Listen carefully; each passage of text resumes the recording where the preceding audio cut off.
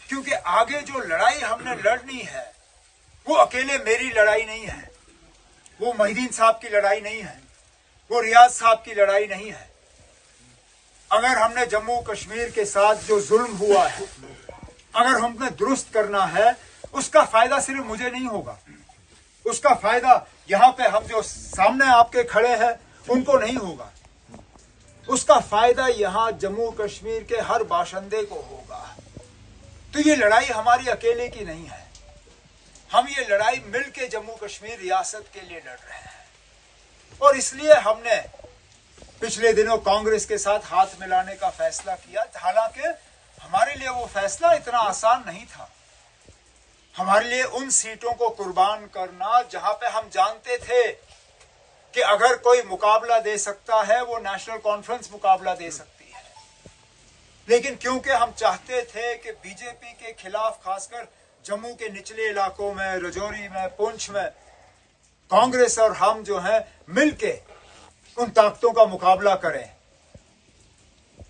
तभी हमने जाके यहां पे कुछ सीटें जो है नेशनल कॉन्फ्रेंस की झोली से निकाल के कांग्रेस की झोली में डाल दी है।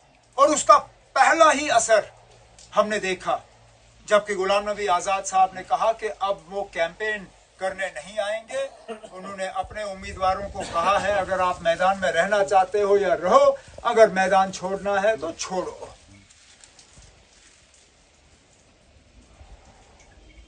मुश्किलात हमने बहुत देखे।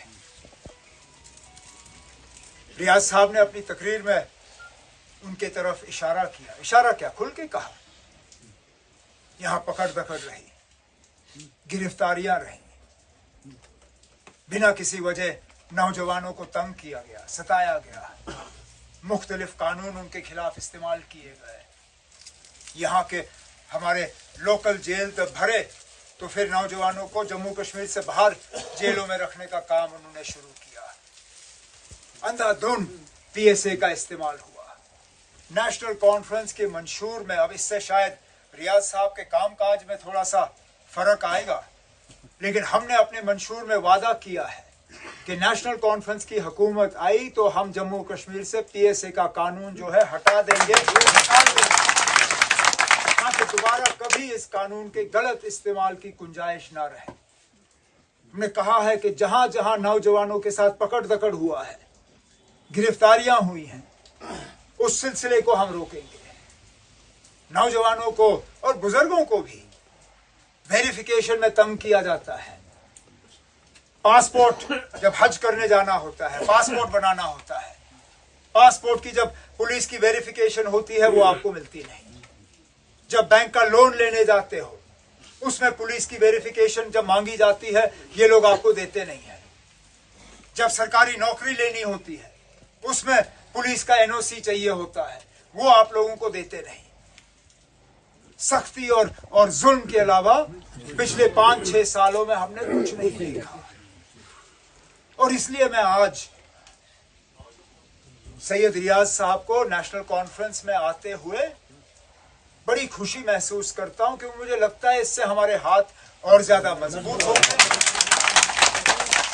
हम अपना पैगाम, अपना मंशूर, क्योंकि इलेक्शन जो है ठीक है, एक तरफ से आप उम्मीदवार का चेहरा देखते हो, एक तरफ से आप तंजीम का निशान देखते हो, लेकिन उसके साथ साथ ये भी देखना जरूरी है कि तंजीम आखिरकार अगर हुकूमत में आती है तो उस हुकूमत का इस्तेमाल किस तरह करेगी। और इसलिए मैं आप सब साथियों से गुजारिश करूं कि मेहरबानी करके आप हमारा मंशूर देखिए, देखें कि हमने क्या लोगों के सामने रखा है, किस तरह हमने सिर्फ सियासी बातें नहीं की। हम वो लोग नहीं हैं जो आपसे कहेंगे ना आप भूखे मरो, लेकिन हम सियासी बात ही करेंगे।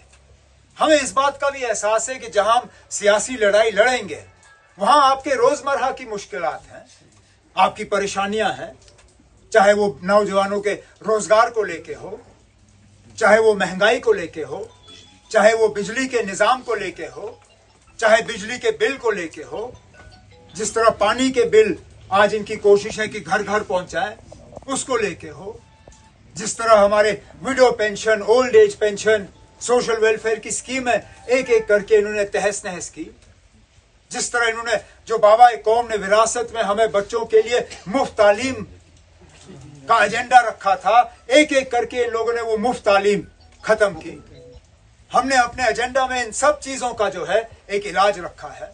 हमने मुफ्त बिजली की बात की, हमने मुफ्त गैस सिलेंडरों की बात की, हमने बिजली पानी के बिल खत्म करने की बात की, हमने यूनिवर्सिटी के लेवल तक बच्चों के मुफ्त तालीम की बात की, हमने सोशल वेलफेयर की स्कीमों को दोबारा जिंदा करने की बात की। ऐसा कोई हिस्सा नहीं है लोगों का, हमारे जो गुजर बकरवाल भाई हैं, उन्हें जो तकलीफ होती है, उन्हें जो फॉरेस्ट राइट एक्ट के तहत जो हक मिलना चाहिए, जो उनको उस हक से महरूम रखा जाता है, इन सब चीजों का जिक्र हमारे मंशूर में है। अब मैं उम्मीद करूंगा